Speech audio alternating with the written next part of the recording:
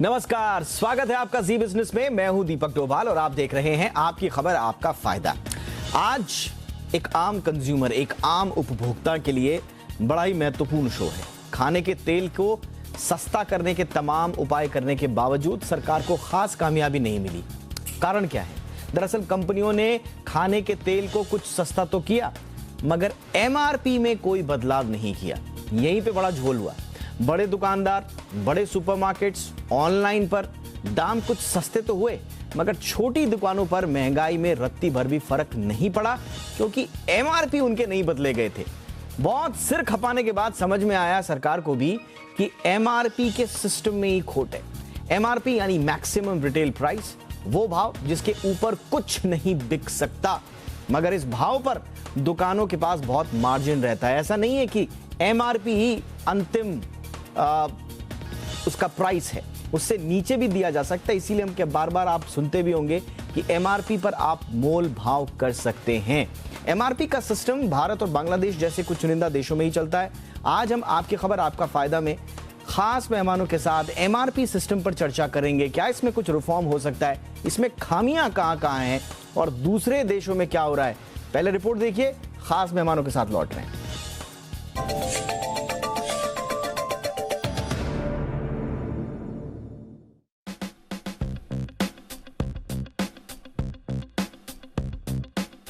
देश में महंगाई से आम आदमी बेहद परेशान है। सरकार ने इस पर लगाम लगाने के लिए तमाम प्रयास किए, यहां तक कि तेलों पर लगने वाली इंपोर्ट ड्यूटी को भी घटा दिया। इसके बावजूद कीमतें कम नहीं हुई। बहुत सिर खपाने के बाद पता चला कि कंपनियों ने दाम तो घटाए, मगर एमआरपी में कमी नहीं की। इसलिए अब एमआरपी पर ही लगाम लगाने की जरूरत है। ऐसे में सरकार ने कंपनियों को एमआरपी घटाने को कहा है। एमआरपी यानी मैक्सिमम रिटेल प्राइस। इसका मतलब प्रोडक्ट पर लिखी प्राइस से ज्यादा पैसे कोई भी दुकानदार आपसे नहीं वसूल सकता। लेकिन क्या आप जानते हैं कि ये मैक्सिमम प्राइस होती है?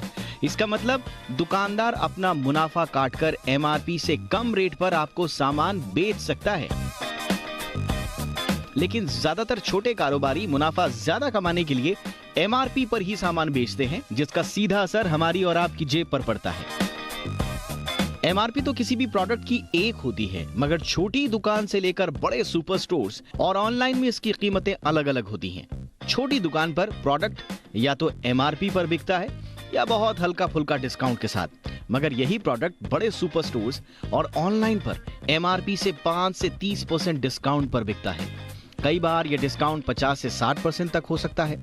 मिसाल के तौर पर फॉर्च्यून सनफ्लावर की एमआरपी 190 रुपए है, जो छोटी दुकानों में 180 रुपए में मिल रहा है। अमेज़न पर इसकी कीमत 156 रुपए है, जबकि डी-मार्ट में ये 155 रुपए में मिल रहा है। 10 किलो आशीर्वाद आटे की एमआरपी 460 रुपए है, जो छोटी दुकानों में 400 रुपए में मिल रहा है। अमेज़न में इसकी कीमत 349 रुपए है और डी-मार्ट में ये 386 रुपए में मिल रहा है। ऐसे में सवाल उठता है कि एक ही प्रोडक्ट की बिकने वाली कीमत में इतना ज्यादा अंतर क्यों है? आज भी ज्यादातर लोग छोटी दुकानों से सामान खरीदते हैं। ऐसे में अगर कंपनियां एमआरपी को कम करें तो महंगाई का बोझ काफी कम हो सकता है। भारत और बांग्लादेश जैसे कुछ देशों में एमआरपी यानी मैक्सिमम रिटेल प्राइस होती है। इसमें खामियां बहुत ज्यादा हैं। ज्यादातर देशों में एसआरपी यानी सजेस्टेड रिटेल प्राइस या आरआरपी यानी रिकमेंडेड रिटेल प्राइस का फॉर्मूला चलता है। अब या तो हम एमआरपी के सिस्टम में बड़े पैमाने को रिफॉर्म करें या एसआरपी या आरआरपी के फॉर्मूले को अपनाएं।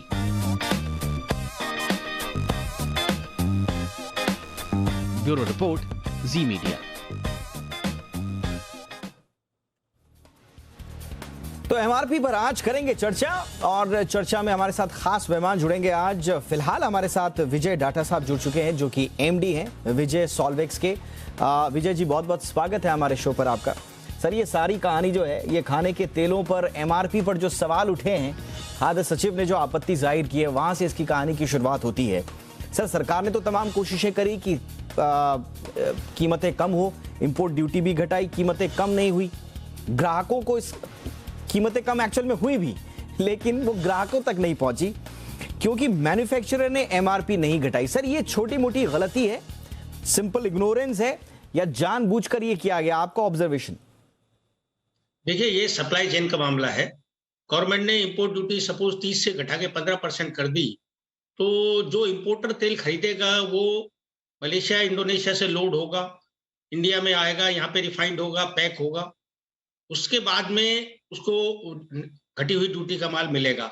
उससे पहले का जो 30% ड्यूटी का माल आया हुआ है, गवर्नमेंट ने रिक्वेस्ट की कि उस पे भी आप लोग ड्यूटी घटा दें।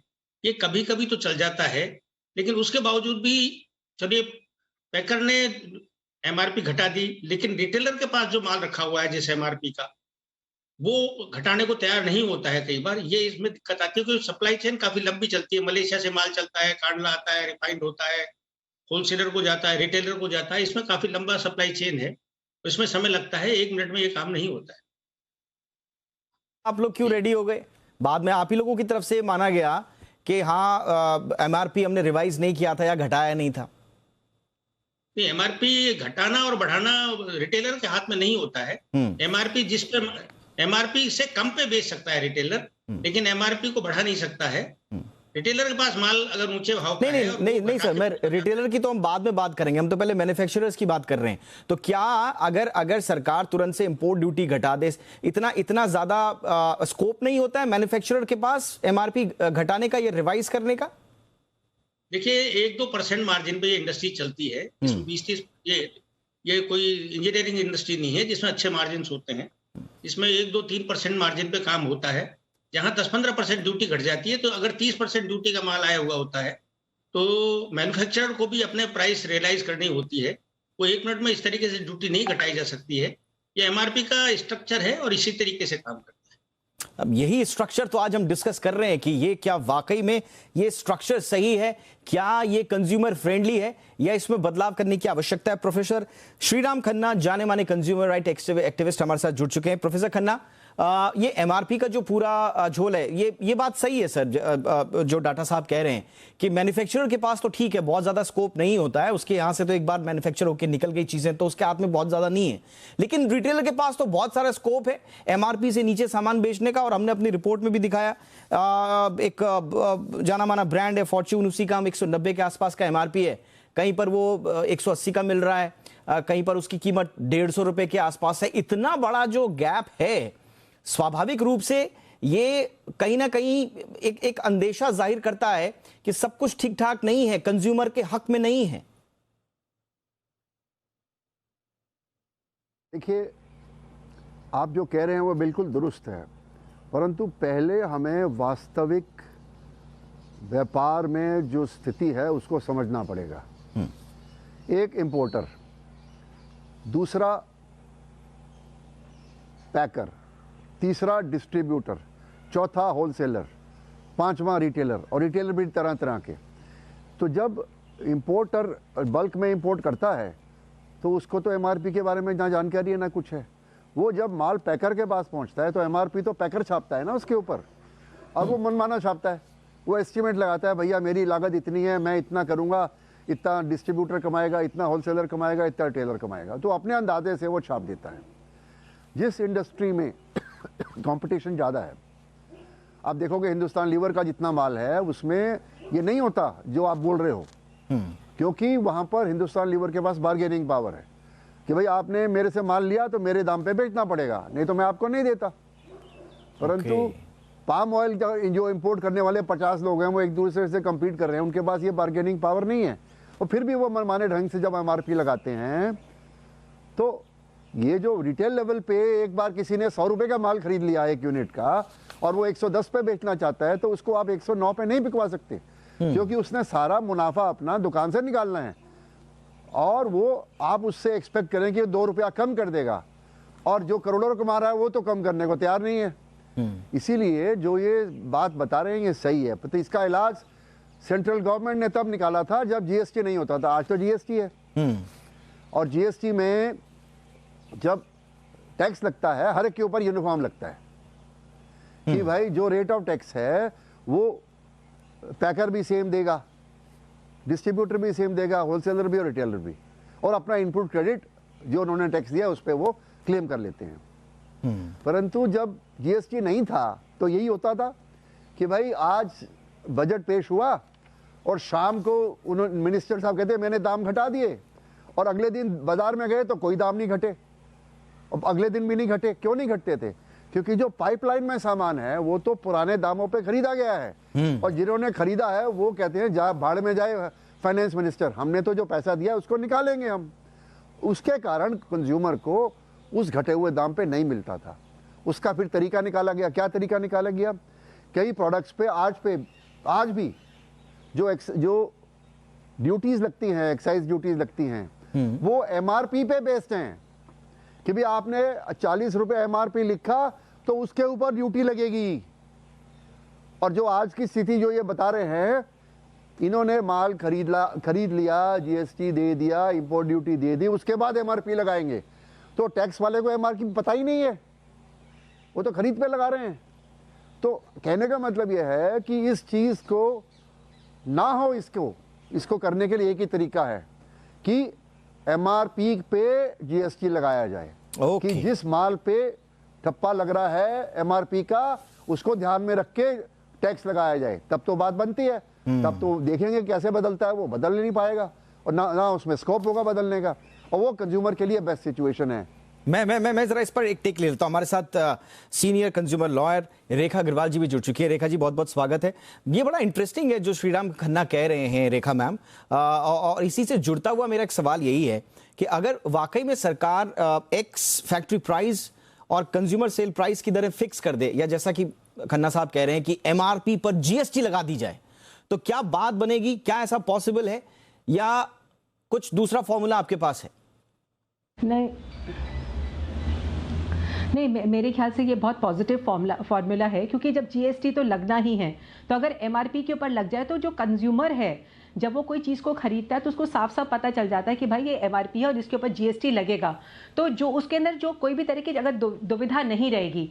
देखिए, सारा उद्देश्य जो सरकार का भी है वो ये है कि आम व्यक्ति जो है, और एडिबल ऑयल जो है वो एक ऐसी बेसिक नीड है जिसका प्राइस अभी कुछ पिछले 3-4 महीनों के अंदर बहुत ज़्यादा फ्लक्चुएट हुआ है। और जब दुकानदार, अगर मैं अपने आप को भी एक गृहिणी की दृष्टि से अगर बात करूं, सिर्फ एक लॉयर की दृष्टि से नहीं, तो अगर दुकानदार के पास जाते तो हमें पता ही नहीं होता है कि कितना जो है हमको प्राइस देना पड़ेगा। और अक्सर जो एक बहाना जो लगाया जाता है कि ये बाहर से बहुत महंगा आ रहा है, इंपोर्ट के ऊपर बहुत ज़्यादा लग रहा है, इसलिए रेट बढ़ गए हैं। तो अगर एक स्टैंडर्डाइज फॉर्मूला बना दिया जाए कि जिससे ग्राहक को पता चले, क्योंकि आखिर के अंदर एक तरफ तो हमारा जो सरकार है वो कहती है कि मिनिस्ट्री जो कहती है, ministry of food and consumer affairs कहती है कि जागो ग्राहक जागो। तो ग्राहक जब जागरूक होता है और जब 4 सवाल पूछता है तो उसको अगर कोई अच्छा जो है कि पक्का जवाब नहीं मिलता जो उसको सेटिस्फाई करता है, तो वो एक दुविधा में रह जाता है कि कहीं अभी भी मैंने कि ज़्यादा पैसे तो नहीं दे दिए। तो अगर जो श्रीराम खन्ना जी ने कहा है इस बात का कि एमआरपी के ऊपर ही जीएसटी लगे, तो मुझे लगता है कि ये पॉजिटिव और सकारात्मक दृष्टि से इसको देखना चाहिए। और एक ट्रांसपेरेंसी होनी चाहिए, पारदर्शिता जब कोई भी चीज़ में नहीं होती है तो ग्राहक के मन में संशय पैदा होता है और उसको हर समय लगता है कि कहीं मैं ठगा तो नहीं गया हूँ। ये एक ह्यूमन नेचर होती है कि उसको लगता है कि मैं ठग लिया गया हूँ, शायद अभी भी मैंने ज़्यादा पैसे दे दिए। नहीं, पर उसके बाद में क्या हो जाना चाहिए? मैं थोड़ा सा कंफ्यूज, एमआरपी इतना टैक्स लगा उसके ऊपर। मैं थोड़ा सा कंफ्यूज इस पे हो रहा हूँ कि अगर आप एमआरपी पर जीएसटी लगाएंगे तो फिर वो कोई प्रोडक्ट जो है, मैं खन्ना सर आपसे पूछना चाह रहा हूँ, वो प्रोडक्ट सस्ता होगा सर या और महंगा हो जाएगा? एमआरपी पर आप एक्स्ट्रा जीएसटी अगर इंपोज कर देंगे तो फिर वो और महंगा हो जाएगा या सस्ता होगा? खन्ना सर की आवाज नहीं आ रही। समझिए। हाँ सर बताइए। जब जीएसटी नहीं था तो यूनियन मिनिस्टर अपने बजट में टैक्स लगाता था हर प्रोडक्ट के ऊपर, और वो अनाउंस होता था। उसका सिस्टम क्या था? एक्साइज डिपार्टमेंट का क्या सिस्टम था कि फैक्ट्री पे एक्साइज ऑफिसर बैठा है फैक्ट्री के गेट पे, और वो इनवॉइस देख रहा है, एक लॉरी निकल रही है उसमें से, वो कह रहा है कि ये 100 आइटम है डब्बे के अंदर, एक आइटम इतने रुपए का है और इस पे एक्स फैक्ट्री प्राइस लिखा हुआ है, मैं एक्स फैक्ट्री प्राइस पे एक्साइज ड्यूटी लगा रहा हूँ। ठीक है, तो अगर 90 रुपए का निकला है, मैंने 10 रुपए एक्साइज ड्यूटी लगाई तो 100 रुपए हो गया। अब वो 100 रुपए निकल गया, उसके बाद वो जितना मर्जी एमआरपी पे वो बेचे, एक्साइज वाला पूछेगा नहीं, गवर्नमेंट पूछेगी नहीं। तो इसका रिजल्ट ये हुआ कि फाइनेंस मिनिस्टर के एक्साइज ड्यूटी घटाने पर भी जब कंज्यूमर प्राइस नहीं कम होता था तो उन्होंने, ये मेरा सुझाव नहीं है, ये यूनियन मिनिस्ट्री ने, फाइनेंस मिनिस्ट्री ने तरीका निकाला कि जिन प्रोडक्ट्स में ये प्राइस वोलेटिलिटी है और एमआरपी को एडहियर लोग नहीं करते, उस प्रोडक्ट में फैक्ट्री गेट के ऊपर एक्स फैक्ट्री प्राइस की बजाय एमआरपी के को बेस बनाकर टैक्स लगाया जाएगा। ये नहीं है कि एमआरपी पे रिटेल पॉइंट पे टैक्स लगेगा, ये नहीं है। ओके। जो टैक्स फैक्ट्री गेट से पहली बार माल निकलेगा वो एमआरपी के ऊपर कैलकुलेट किया जाएगा, उसमें मार्जिन छोड़ दिया जाएगा, post manufacturing expenses, distribution margin वो छोड़ के, और जो टैक्स उस पर लग गया और एमआरपी लिखा गया तो उसमें इतना मार्जिन नहीं है। आज क्या चीज़ है कि आज ये मनमाने ढंग से चीज़ 100 रुपए की है, एमआरपी 200 लिख देते हैं कि भाई तुम भी कुछ कमा लो हम भी कुछ कमा लें। तो हजामत तो कंज्यूमर की होती है ना आज के बिल्कुल सिस्टम में। बिल्कुल बिल्कुल। तो मेरा कहना है केवल इतना है कि फाइनेंस मिनिस्ट्री ने जो रास्ता निकाला हुआ है उसी रास्ते को अख्तियार कीजिए। ये मेरा सुझाव नहीं है, ये डिबेट जीएसटी के आने से पहले हो चुका है। डाटा साहब, जो सजेशंस आए हैं एमआरपी पर जीएसटी के बाद, क्या उससे आप लोगों को कोई आपत्ति है? और आप लोगों का फिर अगर एक रिफॉर्म्ड एमआरपी इकोसिस्टम बनाना हो तो वो क्या हो? देखिए, इसके बारे में चर्चा जरूरी है। आज की तारीख में जो रूल्स हैं उसके हिसाब से जो सिस्टम चल रहा है वो प्रेवेलेंट है। उसमें जनरली प्रोड्यूसर या पैकर ही एमआरपी डिसाइड करता है, लेकिन यदि गवर्नमेंट ये डिसाइड करती है कि भाई सिस्टम हमको चेंज करना है, तो जिस तरीके के गवर्नमेंट रूल्स बनाएगी हम उसी तरीके को इंडस्ट्री फॉलो करेगी, उसमें क्या दिक्कत है। लेकिन सर अक्सर यही सबसे बड़ा सवाल तो यही आता है ना कि आप लोग एक्स फैक्ट्री प्राइस के बाद जो एमआरपी डिसाइड करते हैं वो बड़ा मनमाना होता है और उसकी कोई पूछ भी नहीं है कहीं पर। तो वो एक्स फैक्ट्री, मैं आपको एक उदाहरण देता हूँ। हाँ सर बताइए। यहाँ से एक ट्रक चलता है तेल लेकर के, सपोज जम्मू के लिए, जम्मू से वो श्रीनगर में भी बिकता है, लेह में भी बिकता है, लेह से आगे डंकीज पे जाकर के पहाड़ों में ऊपर जाके रिटेल पे भी बिकता है। हर जगह की ट्रांसपोर्टेशन लॉजिस्टिक्स कॉस्ट चेंज हो जाती है। तो उन सबको लास्ट वाला पॉइंट वाला भी कहता है कि सर मैं एमआरपी से ऊंचा तो बेच नहीं सकता, तो मुझे मेरा खर्चा निकलना चाहिए। तो इस बात को ये प्रैक्टिकल प्रॉब्लम्स आती हैं। नहीं, बट ये तो एक्सट्रीम सिचुएशंस हैं। तो इसीलिए क्या जैसे विदेशों में, यूरोप में होता है खन्ना साहब, तो एसआरपी कर दे, सजेस्टेड रिटेल प्राइस, जो कि ज्योग्राफिकल बेसिस पे भी होता है। ठीक है, अगर मैन्युफैक्चरर को कहीं बहुत ज्यादा दूर की लागत पड़ रही है तो उसको रिवाइज कर ले, लेकिन जो फैक्ट्री के आसपास जहां माल बिक रहा है उनके तो उन लोगों को तो सफर नहीं होना चाहिए। खन्ना साहब देखो, ये मामला है पैसे कमाने का, ये मामला है पैसे कमाने का। और जिस व्यापारी को, देखो व्यापारी एक ही भगवान की पूजा करता है, वो है लक्ष्मी देवी, और वो हम तो दिवाली मनाते हैं साल में एक बार, ये साल के 365 दिन उसकी पूजा करते हैं और ये कोई मौका नहीं छोड़ते। चवन्नी भी किसी की जेब से निकालनी हो तो ये तरह तरह के सिस्टम निकाल के अपने पैसे कमाते हैं। तो आप इनको मत कहिए कि भाई आप अपना पैसा कम करो, वो तो सरकार को सोचना चाहिए पब्लिक इंटरेस्ट में कौन सा सिस्टम है। और सरकार के पास ये सिस्टम ट्राइड और टेस्टेड है और कई प्रोडक्ट्स पे ऑलरेडी एप्लीकेबल है। हो सकता है तेल पे ना हो, मुझे इसकी जानकारी नहीं है, पर इनकी बात से लग रहा है कि तेल पे नहीं है, जो एडिबल ऑयल है। परंतु 20 प्रोडक्ट्स ऐसे हैं जिनका सिस्टम टैक्स का बेस्ड ऑन एमआरपी है अभी भी, और अगर कुछ पे नहीं है तो उस पर सरकार को इस सिस्टम को एक्सटेंड करने में कोई देर लगने वाली नहीं है। सवाल इतना है कि क्या केंद्रीय सरकार को कंज्यूमर की पीड़ा फील होती है? हमने तो ये देख लिया कि किसान की पीड़ा उसको फील नहीं होती, उसको 15 महीने लग गए किसान की पीड़ा को समझने के लिए। तो कंज्यूमर की पीड़ा को समझने के लिए कितना समय लगेगा ये तो आप जान ही सकते हैं, क्योंकि कंज्यूमर तो बॉर्डर पे जाके बैठने वाला नहीं है जैसे किसान बैठे थे। और किसान तो ये कह रहे हैं भैया सरकार कंज्यूमर्स को बचाने के लिए हमको मार रही है। तो ये ऐसी स्थिति है जब समाज में हो तो ऐसी सरकार चाहिए जो प्रोड्यूसर का, डिस्ट्रीब्यूटर का, रिटेलर का और कंज्यूमर का सबका दर्द समझे। और मैं नहीं कहता कि पैसे मत कमाइए, पर जो मुनासिब मुनाफा है आप कमाइए, क्योंकि आप बिजनेस कमाने के लिए कर रहे हैं। और हिंदुस्तान का संविधान आपको अधिकार देता है, मौलिक अधिकार, व्यापार का अधिकार। उसी प्रकार जीवन का अधिकार देता है कंज्यूमर को कि भाई आप अपने रहन सहन में, खाने पीने में आपको सुविधा हो, ये आपका अधिकार है। लेकिन आज सर आज चूंकि सर एमआरपी पे हम एक ब्रॉडर पर्सपेक्टिव में भी बात कर रहे हैं। मैं आज एक सवाल जरूर पूछना चाहूंगा अग्रवाल में, मैं आपसे पूछना चाहूंगा हम ये सारी जो बात कर रहे हैं एमआरपी की, ये हम बात कर रहे हैं पैकेज्ड कमोडिटी की, क्योंकि हमारा जो legal metrology package commodity rule 2011 है और जो दूसरे रूल्स हैं वो सारे पैकेज्ड कमोडिटीज पे हैं। उस पर हम तो चलिए बहस भी कर सकते हैं, उसमें स्टेक होल्डर्स भी हैं, सरकार है, मैन्युफैक्चरर्स हैं, रिटेलर्स हैं, लेकिन जो अनपैक्ड फूड है, जो खुला है, उस पर तो एमआरपी का कोई सिस्टम ही नहीं है देश में। कोई आलू कितने में बेच रहा है, खुला आलू कोई कितने में बेच रहा है, उस पर कोई जी। और जो सबसे छोटे तबके का आदमी है उसके रोजमर्रा की चीजों में अनपैकेज चीजें ही हैं, तो उसको अब हम सही प्राइस पॉइंट पर लाने के लिए क्या करें? आपने बिल्कुल सही कहा, जैसे कि मैंने अभी पहले भी कहा था कि पूरे सिस्टम के अंदर हमें एक बराबरी लानी पड़ेगी, जिससे जैसे आपने पर्टिकुलरली भी एग्जांपल दिया है कि जो कुछ वर्ग हैं हमारे समाज के जो पैकेज्ड गुड्स को नहीं खरीद सकते, वो उनको ज़्यादा महंगे पड़ते हैं।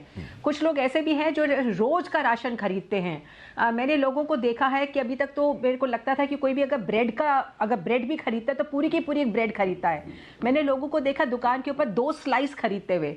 तो इस तरीके से लोग जो ऑयल की भी अगर बात करते हैं तो कुछ लोग हैं जो अब इसे कह रहे कि एक कटोरी भर का भी जो तेल है कि एक दिन का खाना बनाने के लिए उतना ही तेल खरीदने को उतना ही घी खरीदेंगे।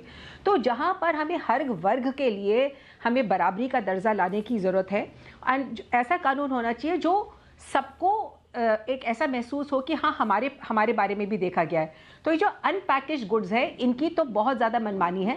इसको मैंने खुद आजमा के भी देख रखा है कि वही चीज़ अगर एक जगह पे 10 रुपए की मिल रही है, वही चीज़ दूसरी दुकान पे 12 की और तीसरी दुकान के ऊपर 15 की मिलेगी। तो जो ऑयल जो है, जो एक बेसिक कमोडिटी है, उसके बारे में भी सरकार को ज़रूर सोचना चाहिए।